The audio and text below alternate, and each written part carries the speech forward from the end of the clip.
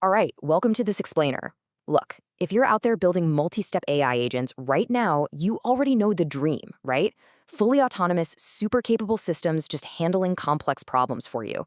But let's be real, you also know the nightmare. We're talking broken workflows, hallucinating models, and API bills that literally make your finance team weep. Today, we're taking a deep dive into the actual root cause of these headaches. And more importantly, we're going to see how NVIDIA's newly released Nematron 3 embed models are basically rewriting the rulebook on agentic retrieval. Okay, let's just dive right into this. Here is our roadmap for today. We're going to start with the agent retrieval problem, then meet Nematron 3 embed. From there, we'll look at quality versus efficiency trade-offs, how they actually built the 1B model, some real-world enterprise results, and finally, how you can go about deploying your first model. All right, part one, the agent retrieval problem. So why do AI agents actually fail? I want you to think about the pipelines you're building, or maybe just studying right now. When an agent completely fails at a complex reasoning task, what's the actual bottleneck? I mean, we love to blame the LLM's reasoning capabilities, but the reality is usually way simpler. Your model is literally only as smart as the context it's given. So that bottleneck? Yeah, it's almost always poor context retrieval.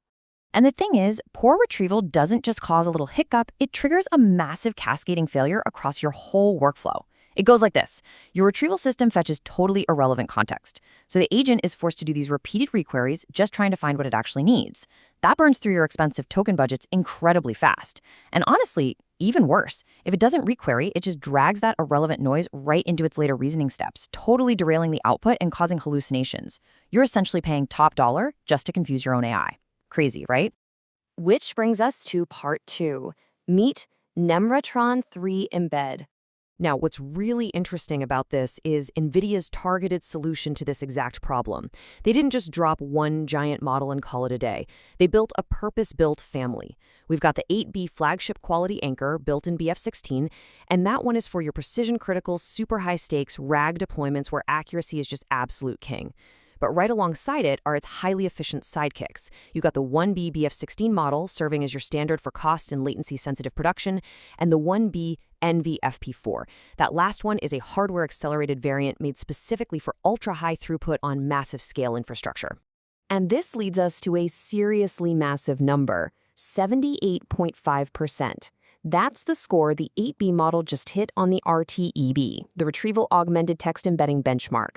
That score officially crowns the 8B model as #1 overall on the RTEB Multilingual Leaderboard. It's setting a completely new quality ceiling for the industry right now. But look, accuracy is only half the battle.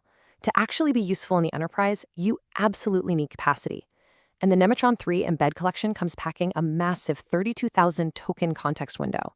This is a foundational feature. It means you can run retrieval over huge, global, multilingual data sets, massive multi-file code bases, and really long multi-turn agent histories, all without hitting that harmful truncation that completely ruins smaller window models. All right, part three, quality versus efficiency trade-offs. So the crucial point here is that investing in a high-quality embedding model upfront isn't just about, getting better search results. It actually actively saves you money downstream. When you have higher retrieval accuracy, your agent finds the exact evidence it needs much earlier. It avoids those repeated searches, it needs fewer reasoning turns, and based on evaluations run using Nematron 3 Ultra, this directly reduces your downstream token generation costs, which massively mitigates those giant estimated GPT 5.5 API bills. Better retrieval is, practically speaking, a massive cost-saving measure. And for those who need sheer speed, this is where NVIDIA really solves for scale. If your team needs absolute maximum throughput, the native NVFP4 Blackwell variant of the 1B model is an absolute game changer. By quantizing the weights and activations to NVFP4, it delivers up to 2 times higher throughput compared to standard BF16 serving. And honestly, the best part, thanks to quantization-aware distillation, it keeps over 99% of its original retrieval accuracy while massively shrinking its memory footprint. It's really the best of both worlds. Let's move to part 4, building the 1B model. Let's see how this builds, because this is honestly a masterclass in model compression. They didn't just train a tiny model from scratch. They used a really complex 2-round structured pruning and distillation pipeline. Step 1, they took the Minstrel 3B Instruct backbone and adapted it into a bidirectional encoder. Step 2, they fired up NVIDIA's ModelOpt neural architecture search to intelligently compress that 3B model down to a 2B intermediate footprint, basically hunting for the perfect balance of hidden width and attention heads. Finally, step 3, they distilled knowledge directly from the 8B teacher model, squishing it a second time down to its final, highly capable 1.14 billion parameter size. Now, to make sure this heavily compressed model didn't lose its edge, they used a progressive training schedule. They started out with a broad, multilingual alignment capped at 1024 tokens, just to cement the core retrieval behavior. Then they expanded the context length to 4096 tokens using long context synthetic and reasoning datasets. This two-stage schedule is exactly the secret sauce that lets the 1B model keep its incredible discriminative recall, even when you throw much longer inputs at it. Okay, part 5, real-world enterprise results. Because, benchmarks are great, but social proof is what actually matters when you're building for production. Check out this quote from Rudraj Mehta, a product manager at Memel. They tested the 1B model inside their own stack against competitors like Qwen 3 for agent memory tasks, and Nematron came out on top, hitting 80.38% on long mem eval. For memory providers, having open weights and ready-to-go fine-tuning recipes makes this incredibly adaptable. And over in the consumer search space, Rahul Mohan at U.com shared that simply swapping the Nematron 3 embed model into their existing re-ranking stack delivered a huge leap in performance. He said it let them select query-relevant snippets from web pages with far greater accuracy than anything they had tried before. The wider ecosystem adoption is already happening too. Automation Anywhere is using it in their context intelligence graph for enterprise agents. Elastic is baking it directly into their Elasticsearch Inference API so devs can build vector search without writing custom code. Zep tested it against way larger models and saw it ranked first across their memory retrieval tasks. And Zoom is evaluating it right now for their enterprise agentic contextual search. The real-world validation here is just undeniable. Which brings us to our final section, part 6. Deploying your first model.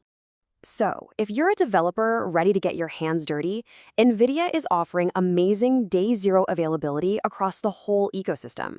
If your team wants bare weights to tinker with, they're sitting right on Hugging Face. If you'd rather have a fully managed, optimized production microservice, it's ready to go via NVIDIA NIM. And if cloud infrastructure is your jam, leading AI cloud partners like Basen, Bitdeer AI, DeepInfra, and OpenRouter are fully supported from day one. But what if you're working with highly specialized, domain-specific jargon? Well, they've got you covered there too. They open-sourced the Nemo Auto Model recipes so you can do custom fine-tuning and distillation right on your own enterprise data. Just to put that into perspective, in NVIDIA's own internal tests, using these recipes boosted their NVDocs scores by over 11%. You really have total control over how this adapts to your specific stack. So, we've covered the truly crippling costs of poor retrieval, the wild efficiency of the 1B and 8B models, and the deployment options you can use right this second. The barrier to state-of-the-art context retrieval has officially been smashed. So what does this all mean for you? The only question left is, what are you going to build with it? Thank you so much for joining me for this explainer. I really encourage you to head over to Hugging Face or NVIDIA NIM and explore these models today. Keep building, keep learning, and I'll catch you in the next one. 자, 바로 본론으로 들어가 볼까요? 오늘 살펴볼 내용은 이번 주 글로벌 금융시장을 그야말로 쾅 하고 강타한 아주 깜짝 놀랄 만한 충격화에 대한 이야기입니다. 평온해 보이던 시장에 도대체 무슨 일이 있었던 건지 하나씩 파헤쳐 보겠습니다. 화면에 보이는 마이너스 1%. 네, 나스닥이 하루아침에 뚝 떨어졌습니다. 엔비디아 같은 거대 반도체 주식들이 무더기로 쏟아져 나오면서 시장을 확 끌어내렸거든요. 근데 여기서 진짜 흥미로운 건요. 이게 무슨 흔한 경제지표 악화나 기업 실적 부진 때문이 아니었다는 거예요. 믿겨지시나요? 중국에서 딱 하나 새로운 오픈소스 AI 모델을 발표했는데 그게 월스트리트 전체를 이렇게 흔들어 놓은 겁니다. 도대체 왜 이런 패닉이 온 걸까요? 오늘 분석에서는 키미 K3의 충격파부터 시작해서 AI 경쟁, 증류 논쟁, AI 공산주의에 대한 두려움, 그리고 이 패닉이 혹시 너무 과장된 건 아닌지까지 총 5가지 핵심 포인트를 빠르게 짚어보겠습니다. 이 하나의 사건을 두고 미국 기술계와 정책 입안자들의 반응이 완전히 극과 극으로 갈리거든요. 우리 같이 한번 들여다보시죠. 자, 첫 번째, 키미 K3의 충격파입니다. 이 모든 난리를 촉발시킨 장본인부터 만나보겠습니다. 중국의 문샷 AI라는 곳에서 만든 키미 K3라는 모델인데요. 문샷 측에서도 솔직히 인정하긴 했어요. 자기들 모델이 엔스로픽의 클로우드 최신 버전이나 오픈 AI의 GPT 최상위 독점 모델들에는 아직 못 미친다고요. 하지만 여기서 진짜 중요한 포인트가 있습니다. 아레나 AI나 발스 AI 같은 외부 평가 기관들이 딱 보니까 이거 장난이 아닌 거예요. 소위 말하는 프론티어급. 그러니까 최전선에서 당장 글로벌 탑급 모델들과 멱살지고 싸울 수 있을 만큼 막강한 성능을 입증했다는 거죠. 아니 근데 성능 좋은 모델 하나 나왔다고 왜 이렇게까지 긴장하는 걸까요? 타이밍이 진짜 기가 막혔거든요. 키미 K3가 세상에 딱 나온 시점이 중국 시진핑 주석이 세계 인공지능 대회에서 연설을 하던 바로 그 순간과 겹쳤습니다. 게다가 지금 미국 상황을 보세요. 트럼프 행정부의 대중국 관세 전쟁은 한창이고 국내에선 국가 안보니 뭐니 하면서 AI 기업들과 엄청난 논쟁을 벌이고 있잖아요. 이 모든 팽팽한 지정학적 긴장감 한가운데에 키미가 폭탄처럼 툭 떨어진 겁니다. 두 번째 포인트, 우리가 AI 경쟁에서 밀려나고 있는 건가? 그럼 미국의 주요 인사들은 이 폭발적인 상황을 어떻게 보고 있을까요? 트럼프 행정부에서 AI 책임자였고 지금도 주요 자문위원인 데이비드 섹스의 말을 한번 보죠. 여기서 되게 의외인 게 뭔지 아세요? 그가 비판의 화살을 외부의 적이 아니라 바로 미국 국내 정책으로 돌리고 있다는 겁니다. 섹스는 지금 미국이 스스로 자기 발목을 꽉 묶고 있다고 답답해합니다. 정치인들이랑 관료들이 새로운 데이터 센터 짓는 것도 맞고 주 단위로 온갖 규제는 산더미처럼 쌓아올리고 심지어 새로운 연방기관까지 만들어서 최첨단 AI 모델은 사전에 깐깐하게 승인받게 하려고 하잖아요. 외국은 지금 오픈소스로 날개를 달고 펄펄 날아가는데 우리는 이 세 가지 규제 허들 때문에 혁신을 스스로 죽이고 있다는 거죠. 이러니 경쟁에서 지는 거 아니냐는 겁니다. 게다가 그의 비판은 여기서 끝나지 않습니다. 엔스트로픽의 클로드처럼 안전을 최우선으로 하는 자국 모델들을 향해 뭐라고 했냐면요. 워크 사상에 빠져 뇌엽절제 수를 당했다라고 아주 거칠게 쏘아붙였어요. 표현이 좀 세죠? 그만큼 안전성에만 너무 집착하다가 미국의 글로벌 주도권을 다 뺏길까봐 엄청나게 초조해하고 있다는 걸 엿볼 수 있습니다. 자, 세 번째는 증류 논쟁입니다. 이게 또 지적재산권 문제랑 어떻게 얽히는지 볼까요? 전 우버 CEO였던 트래비스 캘러닉은 공정한 경쟁에 대해 불만을 제기합니다. 그의 주장에 따르면 중국 개발자들이 미국 AI 모델이 힘들게 만들어낸 결과물들을 쏙쏙 뽑아다가 자기들 모델을 훈련시키는 데 쓰고 있다는 거예요. 업계에서는 이걸 증류한다고 표현하거든요. 캘러닉은 만약 이걸 그냥 두고 본다면 결국 미국 모델들만 한 손을 등 뒤로 묶고 링 위에 오르는 꼴이 될 거라고 강하게 경고합니다. 불공평하다는 거죠. 근데 여기서 진짜 재미있는 모순 하나를 팩트체크해보고 넘어갈까요? 미국 인사들은 지금 중국이 우리 지적재산권을 훔쳐간다고 목소리를 높이고 있잖아요? 근데 현실은 전혀 다릅니다. 우리에게 아주 익숙한 미국 기반의 코딩 AI 모델인 커서 있죠? 이 커서가 놀랍게도 바로 오늘 우리가 계속 얘기하고 있는 중국의 키미를 기반으로 만들어졌다는 게 이미 다 알려진 사실이에요. 이거 완전 반전 아닌가요? 결국 기술 생태계라는 게 국경을 그어놓을 수 없을 만큼 서로 끈끈하고 복잡하게 얽혀있다는 걸 딱 보여주는 겁니다. 네 번째로 넘어가 볼까요? 바로 AI 공산주의에 대한 공포입니다. 스케일을 지정학적 관점으로 확 키워보죠. 오픈 AI의 전략적 미래 책임자이자 전 트럼프 AI 담당관이었던 딘 볼의 분석을 한번 볼까요? 그도 키미가 정말 뛰어난 모델이라는 건 쉽게 인정합니다. 그런데 그가 진짜 두려워하는 건 다른 데 있어요. 바로 중국 정부가 이렇게 엄청난 AI를 공공재처럼 전 세계에 무상으로 쫙 뿌려버리는 상황입니다. 그는 이걸 AI 공산주의라고 부르더라고요. 통제 불가능한 오픈소스가 지배하는 세상, 그게 결국 디스토피아적인 지옥이 될 거라고 섬뜩한 경고를 남겼습니다. 그럼 이걸 어떻게 막느냐? 딘볼은 미국 행정부가 아주 치밀한 플레이북을 쓸 거라고 예상합니다. 대놓고 중국 거 쓰지 마 하는 1차원적인 방식이 아닙니다. 첫째, 연방기관들이 나서서 권고안 같은 묘한 연성 규범을 쓱 던집니다. 둘째, 야, 중국 AI에 보안 백도어 있는 거 아니야? 하는 공포와 의심을 시장에 쫙 퍼뜨리는 거죠. 셋째, 그럼 결과가 어떨까요? 규제에 민감한 미국 기업들이 알아서 겁을 먹고 외국산 모델에서 손을 떼게 됩니다. 진짜 영리하면서도 무서운 통제 전략이죠. 마지막 다섯 번째, 과연 이 패닉은 합당한가 아니면 과장된 것인가입니다. 디스토피아, 지옥도니, 불공정, 도영이니 아주 뜨거운 말들이 오갔잖아요. 여기서 우리는 한 발짝 떨어져서 이성을 좀 찾아볼 필요가 있습니다. AI 전문 매체 트랜스포머의 편집장 샤킬 하심은 이 모든 걷잡을 수 없는 소동에 대해 꽤 회의적인 시각을 던집니다. 쉽게 말해서 월스트리트랑 실리콘밸리가 지금 섣부른 두려움으로 너무 오버하고 있다는 지적이죠. 화심의 주장을 들어보면 고개가 끄덕여집니다. 첫째로 지금 현재의 키미 K3는 국가 시스템을 마비시킬 만한 무슨 무시무시한 사이버 능력을 전혀 갖고 있지 않다는 팩트입니다. 그리고 둘째가 정말 중요한 포인트인데요. 만약 나중에 오픈소스 AI가 진짜로 위험한 수준까지 발전한다고 쳐보죠. 그럼 중국 정부는 가만히 있을까요? 아니죠. 그들도 체제를 유지하고 통제해야 하는데 그런 파괴적인 무기가 인터넷에 돌아다니는 걸 결코 원치 않을 거란 말입니다. 결국 오픈소스의 위협이라는 건 훗날 중국 스스로도 규제할 수밖에 없으니 자연스럽게 자체 통제될 거라는 얘기입니다. 자, 오늘 분석을 쫙 돌아보면서 여러분 스스로 고민해 보실 만한 질문 하나를 던져보고 싶습니다. 우리가 지금 목격하고 있는 이 현상, 국가 주도의 무제한 AI가 세상을 덮치는 디스토피아적 지옥도의 시작일까요? 아니면 쫓고 쫓기는 글로벌 패권 경쟁 속에서 모두가 단체로 오버하고 있는 과장된 규제 패닉일 뿐일까요? 단일 모델 하나가 전 세계를 어떻게 들었다 놨다 할 수 있는지 똑똑히 보셨을 겁니다. 판단은 여러분의 몫입니다. 세상 돌아가는 복잡한 이야기, 오늘 우리가 짚어본 내용들이 여러분의 시야를 넓히는데 조금이나마 도움이 되셨길 바랍니다. 늘 그렇듯 배움의 여정을 함께 해주셔서 감사합니다. 여러분 안녕하세요. 최근 우리는 오픈 웨이트 디퓨전 모델의 진짜 황금기를 맞이하고 있죠. 하루가 멀다 하고 쏟아지는 엄청난 생성형 AI 모델들을 보고 있으면 가슴이 다 벅찰 정도입니다. 텍스트를 이미지나 비디오로 만들어내는 기술의 발전 속도는 그야말로 미쳤습니다.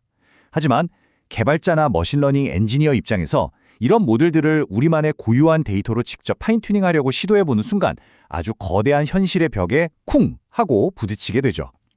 그래서 오늘 준비한 이 분석 자료에서는 그 복잡한 기술적 장벽들을 시원하게 허물고 혁신적인 도구를 통해 여러분의 파인튜닝 워크플로우를 극적으로 스케일업할 수 있는 방법을 함께 살펴보려고 합니다. 자, 바로 들어가 볼까요? 오늘 짚어볼 내용들입니다.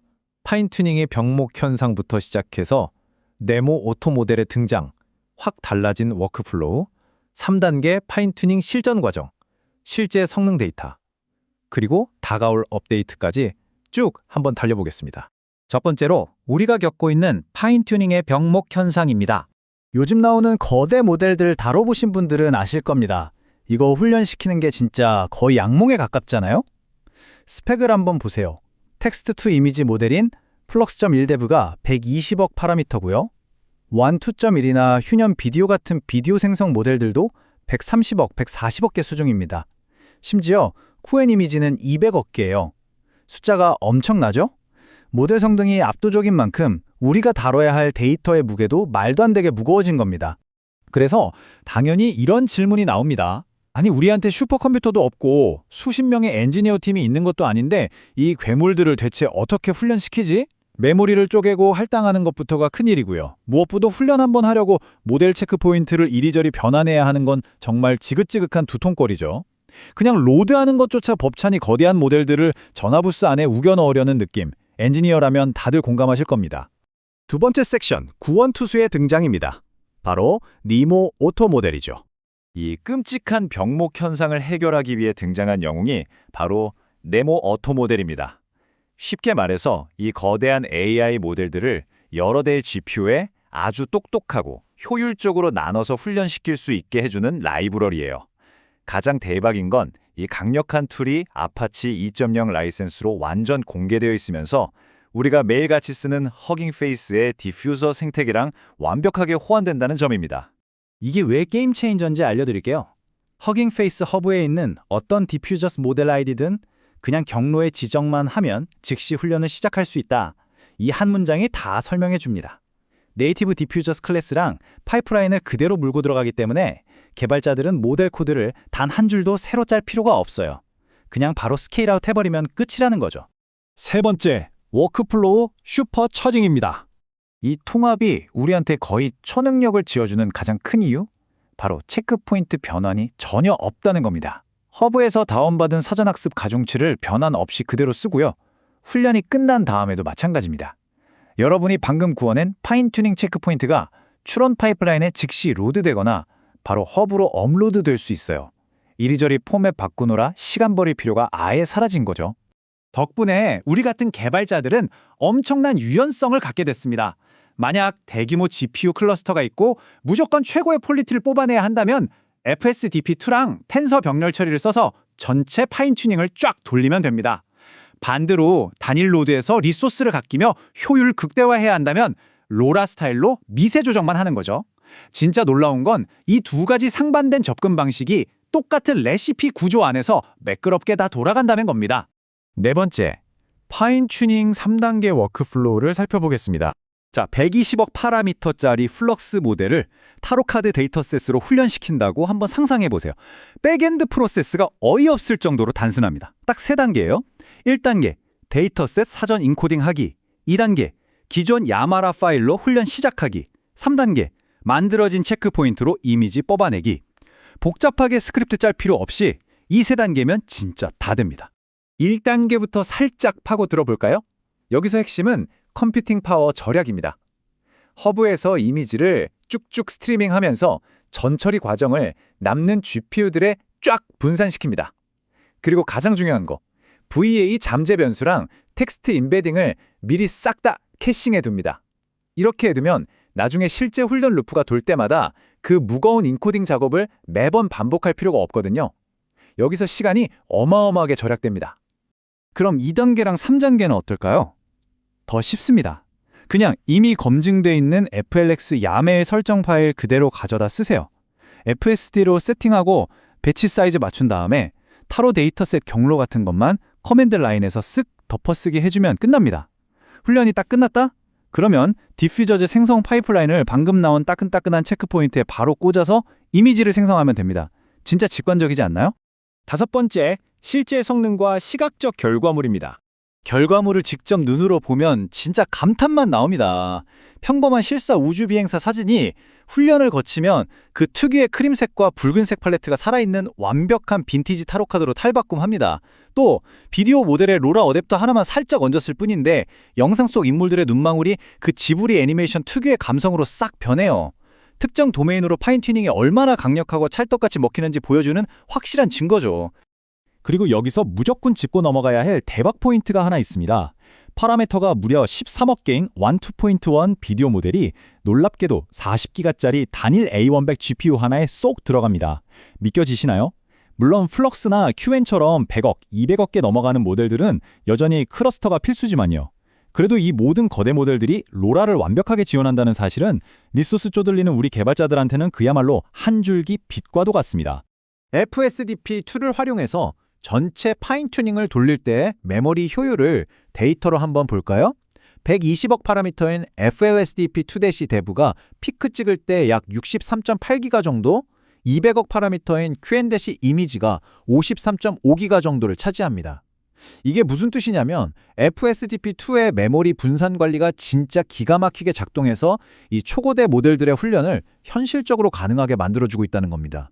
메모리만 잡은 게 아니에요. 처리 속도도 압도적입니다. 개발자가 가볍게 로라 스타일로 세팅을 맞추면 FLX 1-대부는 훈련 스텝당 고작 0.89초, 퀘멘 이미지는 0.51초밖에 안 걸립니다. 진짜 눈 깜짝할 새 한 스텝이 넘어가는 속도죠. 고품질의 결과물을 뽑아내면서도 효율성까지 완벽하게 잡아냈다고 볼 수 있습니다. 마지막, 6번째, 앞으로 다가올 기능들을 확인해 보겠습니다. 곧 업데이트될 반가운 소식이 하나 있습니다. 바로 완전한 타입의 파이토닉 레시피 API가 추가된다는 건데요. 솔직히 팀원들이랑 설정 공유할 때는 야매 파일이 최고긴 하지만 결국 우리 개발자들은 파이썬 코드를 직접 주무르는 걸 훨씬 편하게 느끼잖아요.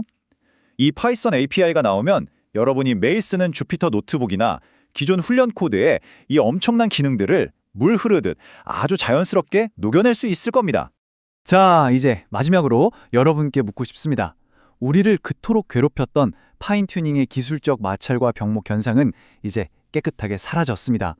최고 수준의 오픈 모델들은 허브에 널려 있죠? 도구는 다 쥐어졌습니다.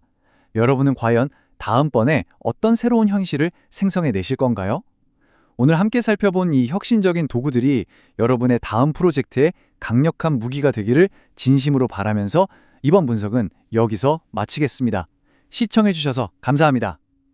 자, 여러분, 오늘 우리가 살펴볼 내용은 요즘 AI판에서 가장 흥미로우면서도 솔직히 말하면 제일 골치 아픈 문제 중 하나입니다. 바로 수많은 AI 모델들을 도대체 어떻게 제대로 관리할 것인가인데요. 여러 AI가 협력하는 시스템이 요즘 완전 대세잖아요. 근데 그냥 무작정 많이 모아두기만 하면 알아서 일이 잘 굴러갈까요? 자, 바로 본론으로 들어가서 이 흥미로운 인사이트를 파헤쳐보죠. 본격적인 이야기에 앞서 이 상상을 한번 해볼까요? 만약에 여러분한테 100명의 AI 직원들이 있어요. 근데 이 100명이 어떤 질문을 하든 똑같은 대답만 한다면 그걸 진짜 의미 있는 팀이라고 부를 수 있을까요? 사실 꽤 많은 기업들이 그냥 덩치 큰 모델들을 잔뜩 끌어모으면 성능도 덩달아 좋아질 거라는 약간은 순진한 믿음을 갖고 있거든요. 하지만 다들 똑같은 생각만 한다면 그건 말 그대로 엄청난 낭비잖아요. 오늘 우리는 이 시스템을 이끄는 매니저와 팀이라는 비유를 통해서 덩치만 키운 시스템이 왜 허상인지, 그리고 진짜 똘똘하고 강력한 AI 사회를 어떻게 만들어야 하는지 알아볼 겁니다. 예전에는요, 우리가 AI 라우터, 그러니까 사용자 질문을 받아서 가장 적절한 AI한테 딱 배정해주는 이 시스템을 평가할 때 보통 두 가지만 봤어요. 얼마나 정답을 잘 맞추나, 그리고 얼마나 싸게 먹히나. 하지만 최신 연구에 따르면 이것만으로는 턱없이 부족하다고 합니다. 시스템이 진짜 제대로 작동하려면 완전히 새로운 프레임워크가 필요하다는 거죠. 바로 행동 다양성과 라우팅 견고성이라는 두 가지 핵심 구조인데요.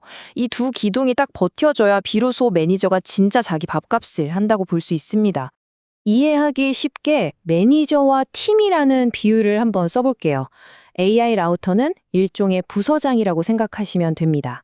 막 쏟아져 들어오는 엄청난 업무들을 다양한 언어 모델들, 즉 팀원들한테 척척 나눠줘야 하거든요. 일 잘하는 매니저라면 단순히 일 처리 속도만 봐선 안 되겠죠? 각 팀원들의 고유한 특기가 뭔지 정확히 꿰뚫고 있어야 하고요. 심지어 지시사항이 약간 개떡같이 들어와도 찰떡같이 적임자를 찾아내야 합니다. 그러니까 AI 라우터의 자리도 현실 세계의 매니저들만큼이나 진짜 고달프고 복잡한 자리인 거죠. 그럼 도대체 이 팀이 훌륭한지 아닌지를 어떻게 숫자로 평가할 수 있을까요? 여기서 오늘 살펴볼 첫 번째 핵심 개념, 계층적 사회 엔트로피, 줄여서 HSE라는 지표가 등장합니다. 이름은 좀 복잡해 보이지만 개념은 아주 심플해요. 똑같은 기술을 가진 복제인간 10명보다는 각자 자기만의 확실한 주특기가 있는 3명의 팀원이 훨씬 가치 있다는 겁니다. HSE는 단순히 우리 팀의 머릿수가 몇 명인지를 세는 게 아니라 이 팀원들이 얼마나 서로 다른 방식으로 문제를 풀어내는지 그걸 수학적으로 정밀하게 재는 척도입니다. 머릿속으로 모두가 똑같이 행동하는 사회를 한번 그려보세요. 여기 까만 점들만 잔뜩 모여있죠. 그런데 갑자기 그 무리에 완전히 다르게 행동하는 반짝이는 별 모양 같은 독특한 팀원이 딱 하나 들어온 겁니다. 예전에 단순한 다양성 측정 방식으로는 특이한 애가 하나 들어왔네 하고 그냥 똑같은 점수를 줘버렸어요. 하지만 이 단순한 계산법에는 아주 치명적인 맹점이 하나 숨어 있습니다. 자, 생각해보세요. 그 독특하다는 팀원이 남들보다 아주 살짝만 다를 수도 있고 아니면 완전히 어나더 레벨의 능력을 가진 엄청난 스페셜리스트일 수도 있잖아요. 기존 방식은 이 두 경우를 그냥 똑같이 퉁쳐버려요. 하지만 우리가 방금 배운 HSE는 다릅니다. 이 지표는 모델들이 뱉어낸 결과물이 근본적으로 얼마나 다른지 그 실제 거리를 칼같이 계산해냅니다. 쉽게 말해서 우리 팀원이 다른 애들이랑 비교했을 때 얼마나 뼛속까지 진짜 고유한 전문가인지를 아주 명확하게 증명해주는 거죠. 그래서 여기서 우리가 꼭 기억해야 할 마법의 숫자가 하나 있습니다. 바로 10입니다. 연구진들이 방대한 실제 AI 모델들을 쫙 분석해 봤더니 진짜 입이 떡 벌어지는 결과를 발견했어요. 여러분이 수십, 수백 개의 거대한 AI 모델들을 바리바리 싸들고 와도요. 사실상 그 전체가 낼 수 있는 다양성의 거의 대부분은 제대로 큐레이션된 단 10개 미만의 에이전트만으로도 완벽하게 뽑아낼 수 있다는 겁니다. 대박이죠? 무작정 모델 숫자만 늘리는 건 완전 돈 낭비라는 거예요. 소수 정예의 스페셜리스트를 쏙쏙 골라내는 게 훨씬 더 똑똑한 전략이라는 걸 너무나 확실하게 보여주는 결과입니다. 자, 팀원들의 다양성 이야기는 여기까지 하고요. 아무리 드림팀을 꾸려놔도 매니저가 엉망진창이면 팀은 망하잖아요. 여기서 두 번째 핵심, 라우팅 경고성이 등장합니다. 이건 매니저를 위한 일종의 압박 면접이라고 보시면 돼요. 사용자가 질문을 던질 때 단어 하나를 살짝 바꾸거나 오타를 냈다고 해서 AI 매니저가 패닉에 빠져가지고 엉뚱한 직원한테 일을 던져버리지는 않는지 그걸 깐깐하게 테스트해보는 겁니다. 매니저의 멘탈을 탈탈 털어보기 위해서 연구진은 무려 5단계의 혹독한 스트레스 테스트를 준비했습니다. 레벨 1에 아주 단순한 오타부터 시작해서 문장 구조를 막 꼬아버리는 단계를 지나 쓸데없는 TMI, 배경 설명을 잔뜩 덧붙이는 최고 난이도 레벨 5까지 준비를 했죠. 의미는 완벽하게 똑같은 질문인데 겉모습만 이렇게 저렇게 괴롭혔을 때 과연 우리 매니저가 이거 겉만 다르지 아까 그 질문이네. 그 전문가한테 줘야지 하고 흔들림 없이 일관성을 유지할 수 있을까요? 자, 이제 진짜 충격적인 실험 결과가 나옵니다. 우리는 보통 평소에 정확도 성적 잘 받는 시스템이 실전에서도 강할 거라고 생각하잖아요. 근데 현실은 완전 반대였습니다. 종이 위에서는 아주 완벽하게 일을 처리하던 매니저들이 막상 질문의 겉모습이 조금만 바뀌니까 모래성 무너지듯이 와르르 무너져버린 거예요. 이른바 치명적인 나우팅 트레이드오프 현상인데요. 도대체 어떤 매니저들이 이렇게 처참하게 실패했을까요? AI 분야에서 정말 널리 쓰이는 표준 방식 KNN 라우터라는 친구를 한번 보죠. 깔끔하게 정돈된 예쁜 제문을 받을 때는요. 전문가들이 모이면 모일수록 정확도가 쑥쑥 올라가면서 엄청 일을 잘합니다. 근데 오타 같은 아주 살짝의 스크래치만 나도 상황은 180도 달라집니다. 정확도가 바닥으로 곤두박질 치는 거 보이시죠?